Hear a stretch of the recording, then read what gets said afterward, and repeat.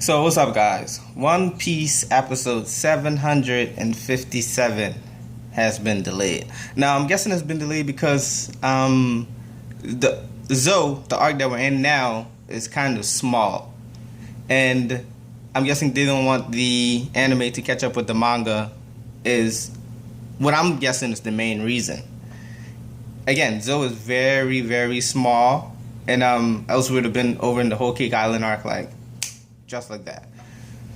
But I was gonna make this a second video, but then I just decided what the heck, because I have a ton of One Piece things to talk about, but it's kind of mostly for the manga and not the anime. But either ways, I'm gonna try to keep it in the anime as much as possible. Now I want to talk about the Reverie. In the recent chapter, not for the spoilers, but if you guys are only anime watchers only and you're watching this, do not continue watching. But if you watch and read the manga, definitely continue. In the manga, we go into Judge saying that they'll definitely lose their spot at the Reverie. Now I have a ton of things to discuss on Reverie, but I'm going to start with that one. I'm guessing when Judge said that, it means if he was to go to the North Blue and take over the North Blue, that obviously means they would go against the government, which would put them at the Reverie, which would also mean that they would have to go and basically go to war with everyone in the North Blue to basically take command or to go against all of the factions, the war factions in the North Blue, to gain the territory that they lost however long ago. Now, obviously, the world government isn't going to sit by and allow this to happen. So, that being said, we go into another reason or another reasons this Reverie might be in shambles. Alright? Now, first, we look at the countries that the Reverie has affected or the world government has affected, meaning they needed help and the world government was nowhere to be found, or they were the cause to the problem themselves. Then we go into Dragon. Obviously, from the last Reverie, we see that Dragon is the most important threat there is. And most importantly, which ties into the first point, the countries. So far in the One Piece stories, we have seen a lot of countries that the world government fucked over. A lot. And we see that also in the manga, also we saw that in preparation of the Reverie, we saw Sabo brother, Stelly. Now, if you see this motherfucker, you obviously know shit is still in shambles wherever he's in ruins or wherever he's representing. You obviously know that shit is in shambles. Now, that begs the question, is the world government doing the right thing by the people, or the right thing in whole? Also, gonna go back to the countries that the world government / the Reverie affects. Everyone since we entered the New World and Dressrosa, the Coliseum fighter, almost everyone came from a different island, and most of them wanted the Marimari no Mi for diplomatic reasons. Again, diplomatic reasons, meaning that they wanted it to fight a war, to gain power, etc. Now, here's the most interesting part. King Riku, Dressrosa was run by Doflamingo, who was a pirate who was sanctioned by the world government. King Elizabello, he was stuck in Dressrosa and he witnessed the world government doing all of this and they didn't help. Look at the kingdom that Don Chinjao came from. The world government didn't affect them heavily, but they're their own little island, and obviously they're going to learn from this. And basically all of them has joined in alliance with Luffy, and all of them owes Luffy to some aspect. And not to say essentially that, but they all sees the vision that Luffy sees, and they all want to be a part of that, which is, I'm guessing, is better than what the world government has or what the Celestial Dragon has. Which leads me to another point. Many people overlook this. Doflamingo's speech. They mainly just look at it as a war is coming. Sure, you can look at it as a war is coming, but look at the bigger aspect of it. He basically told the old lady, can't remember her name, to tell the Celestial Dragons to get off their high horse because something is coming. Now, could he mean that there's a revolt coming plus a war?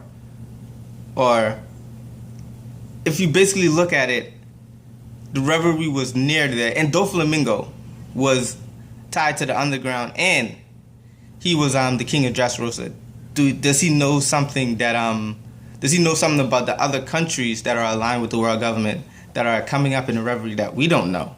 Is a question to ask, which is another big thing that I have to think about. Just now, all of that just came to me. Now, going to Dragon. Dragon has only been winning, and Luffy has only been helping him win. So, as little as a threat as Dragon may seem, he's a growing threat. Now, what else? What else? I think that's about it. I'm looking at my notes. Like, I have a ton of things to talk about. That's why I decided to just shove this this whole aspect of it, this whole Reverie aspect of it into one. But I basically want to say that videos like this, videos that are non-reviews, I'm gonna start be doing for my subs, for my subscribers, anyone that subscribe to me. And if you're not, definitely subscribe, because anything that I don't do besides review is definitely gonna be for you guys.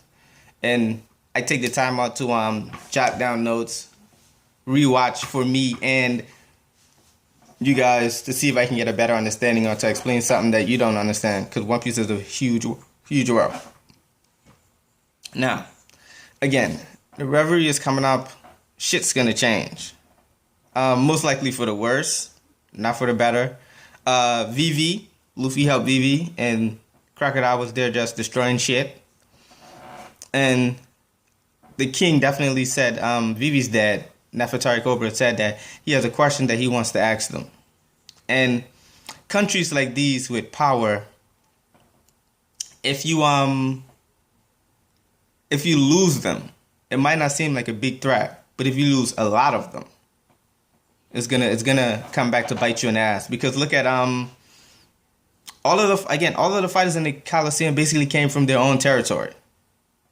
All of them. And look at how much of them basically saw what the world government let unfolded. It's a lot, man. It's a lot. And what makes things even harder to understand, or even worse, is a pirate helped them, aka Luffy. He basically helped them out of this situation rather than the world government, which are supposed to be the good guys, the Navy Marines, which are supposed to be the good guys. And Celestial Dragons, they don't give a shit. These guys aren't on the front line. So seeing that some countries might pull out the Reverie, they might not understand it. Or they might look at it as, it's just one or two countries that leave. But on the front line, it's a big impact. So from common sense, at least from my common sense, that's what I think might happen. Or what we were given is what led me to say what I just said. But either ways, guys, hope you guys enjoyed the video. Let me know what you guys think. Because even though I'm talking about this now, some of these things are just coming up out the clear blue, hopping straight into my mind, and I'm just sharing with you guys. But let me know what you think down in the comment section. There's no One Piece episode today, so we definitely can have a discussion until, who knows, until Saturday, or if you're a manga and episode, until Thursday. Yeah, I think that's about it. I think I'll do another video on the newest chapter discussion And I also have another video on the Yonkos, the 4 Emperors of the Sea. That video seems to be it's going to be very interesting. Very interesting. And if you guys like this, you'll definitely love that one. That one's going to be way better. And if you didn't like this, you're definitely going to like that one.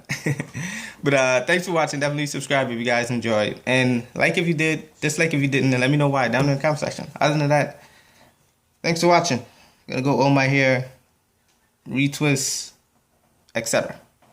Thanks.